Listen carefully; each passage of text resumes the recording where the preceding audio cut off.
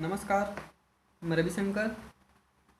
आज हम लोग class 12 second physics and class 10 science का पार्ट 8 पढ़ेंगे जो कि लाइट से संबंधित है। तो आप इसे क्लास 10th और 12th वाले पढ़ सकते हैं क्योंकि दोनों चैप्टर सेम हैं। तो जैसे ग्राफ में दिखाया गया है उसी के अनुसार हमको इसकी थ्योरी लिखनी है जब वस्तु मुख्य फोकस पर हो। तो अब यहाँ पर ध्यान देंगे थोड़ी सी भाषा पर कि माना यम1 यम2 एक अवतल दर्पण है जिसका ध्रुवी फोकस एफ, वक्रता केंद्र सी तथा मुख्य अक्ष सीपी या पीसी है। वस्तु ए बी दर्पण के सामने अभिलंबवत मुख्य फोकस पर स्थित है।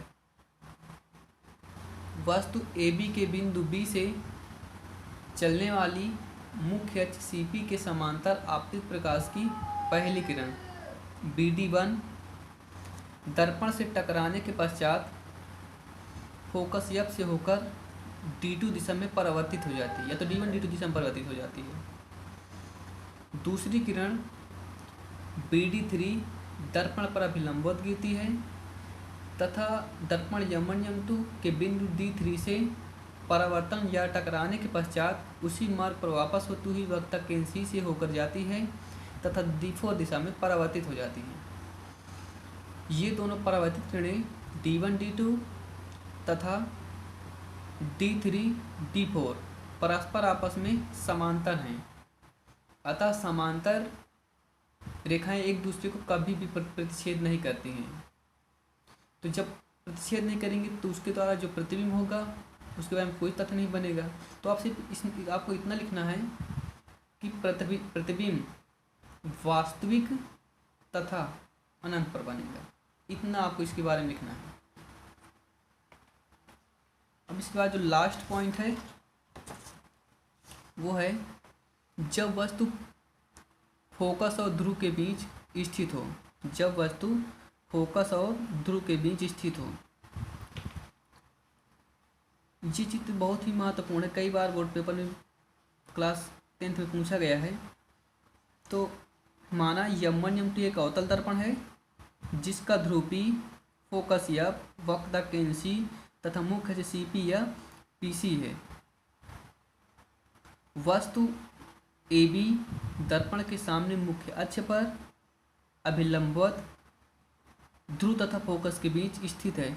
वस्तु ए बी के बिंदु बी से चलने वाली मुख्य अक्ष सीपी के समांतर आपतित प्रकाश की पहली किरण BD1 दर्पण यम1 यम2 के बिंदु D1 से टकराने के पश्चात फोकस एफ से होकर जाती है तथा D2 या D1 D2 दिशा में परावर्तित हो जाती है। दूसरी किरण BD3 दर्पण पर अभिलंबवत गिरती है तथा दर्पण यम1 यम2 के बिंदु D3 से टकराने के पश्चात उसी मार्ग पर वापस होती हुई वक्रता केंद्र C से होकर जाती है और D4 दिशा में परावर्तित हो जाती है। इन दोनों किरणों को यानी इन दोनों परावर्तित किरणों को D1 D2 D3 D4 को पीछे बढ़ाने पर एक दूसरे को B' पर काटती हैं।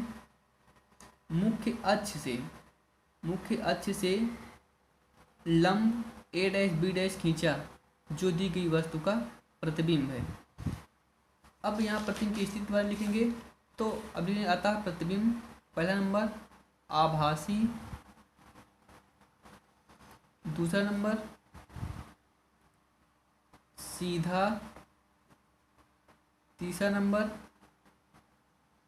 बड़ा और चौथा नंबर P तथा अनंत के बीच बनेगा। इतना आपको लिखना है। तो ये थी अवतल दर्पण संबंधित इमेज के बारे में ग्राफ और उनकी थ्योरियाँ। अब आपको इन थ्योरी के बारे में अच्छे से प्रैक्टिस करनी है ताकि आप हर टाइप के क्वेश्चन को सॉल्व करके उसका ग्राफ बना सकें। धन्यवाद।